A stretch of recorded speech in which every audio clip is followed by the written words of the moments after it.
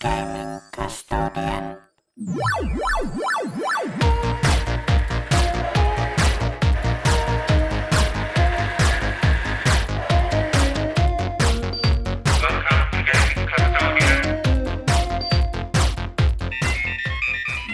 In this preview episode, I'll give a quick overview of my current collection inventory and show you how everything is wired up and put together. I will go into more detail about each part and why I chose certain components in later videos. Let's start with the workstation where I code, model, animate, produce sound and video, and yes, it is normally a mess, so I hope you all appreciate that I cleaned up for you.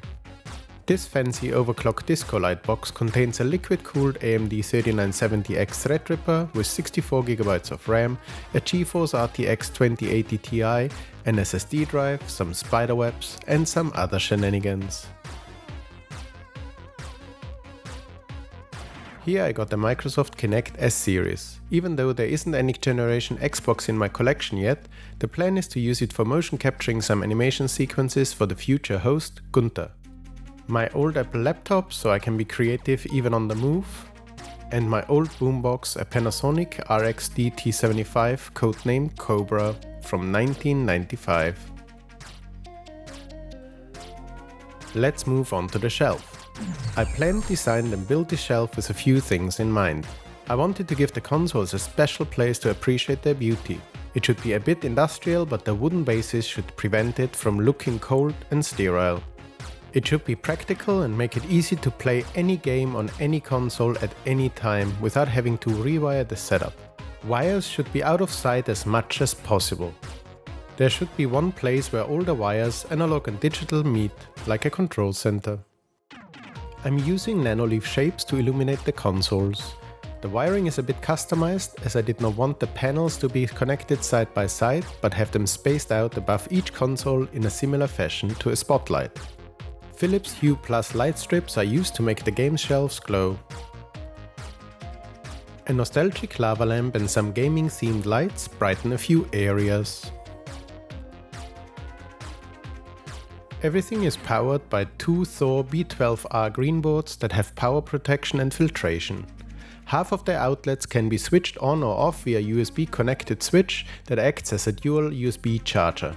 The switchable section of one unit is used for the lighting setup, the other has a couple of distribution boards for all my analog consoles and the required hardware, like the SCART distributor and OSSC. Switching them off when not needed should save some power as they use transformers. The permanent outlets are used for networking and charging devices, and my digital consoles like the PS3, PS4 and Switch. Now let's have a look at the AV wiring. The analog consoles use retro RGB's Pack-a-Punch C-Sync RGB SCART cables that are running hidden inside the pipes. They are plugged into a G-SCART SW version 5.3, which is a 5V powered RGB SCART 8 in 2 out. One of the outlets will connect to a Sony PVM or BVM whenever I manage to get hold of one, the other plugs into an OSSC version 1.6. This is a line doubler and de-interlacer. The HDMI output is connected to the Kinivo 550BN 5 in 1 out together with my consoles that have a digital HDMI output. I have tried various 4K 60 output splitters and have settled for the AV Star AV-SB12H2, as out of the ones I tried, it is the only one that can bypass the HDCP encryption which is needed to record PS3 gameplay.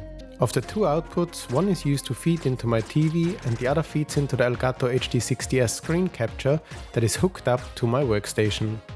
My current screen collection consists of a 50-inch Philips 803 OLED with Ambilight on 3 sides that can sync to the shelf light strips and the downlights. I also have this high-tech 14-inch Misuda CRT TV from 1991 which even has 3 built-in games. A one-armed bandit, a car race, and Tetris. Currently I have the following consoles in my collection: Tunix, Tempest, Atari 2600, Atari Jaguar, Atari Lynx, Sega SG-1002, Sega SC-3000, Sega Master System 1, Sega Master System 2, Sega Mega Drive and Mega CD, Sega Saturn, Sega Dreamcast, Nintendo Entertainment System, Super Nintendo, Nintendo 64, Nintendo GameCube, Nintendo Wii, Nintendo Wii U, Nintendo Switch, PlayStation 1, PlayStation 2, PlayStation 3, PlayStation 4 Pro, Amiga CD32.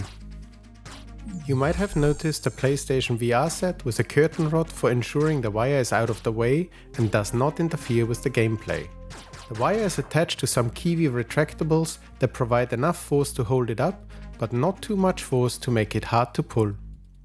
Hidden away is a driving simulator, Logitech G25, with a foldable frame and a Collective Minds drive hub to make sure it keeps working on newer consoles. Lots of my controllers are currently boxed up till they get their dedicated space. As I'm still arranging things, building more storage, displays and shelves, some of my handhelds are still in various boxes. I hope to give an update at a later date when the display solution matches their awesomeness. If you like what you were shown, feel free to like this video or even better, subscribe and enable the notifications. If you want to see more or something in particular, please leave a comment and I will try to make it happen. Thanks for watching. Over and out.